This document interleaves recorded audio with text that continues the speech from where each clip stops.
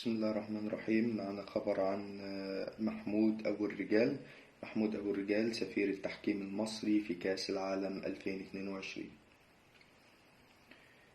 اختار الاتحاد الدولي لكرة القدم الفيفا قائمة الحكام الذي ستشارك في إدارة مباريات كأس العالم 2022 التي تستضيفها قطر خلال الفترة من 20 نوفمبر إلى 18 ديسمبر.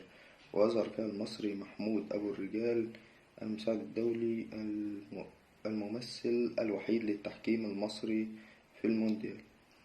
وتضم قائمة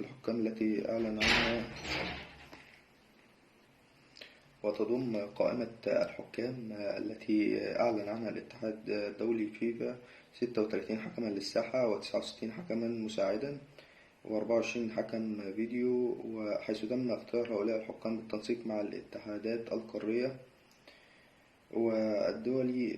محمود أبو الرجال.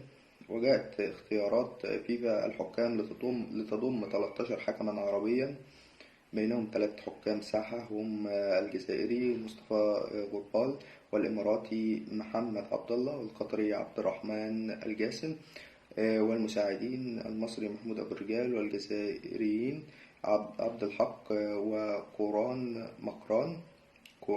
كوراري مقران، والقطريان طالب المري وسعود أحمد، والإماراتي محمد الحمادي وأيضا بالإضافة إلى 3 حكام فيديو وهم القطري عبد الله، والمري، والمغربي رضوان جياد، والمغربي عادل زوراق.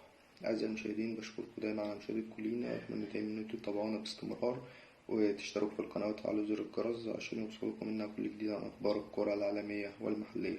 شكرا لكم.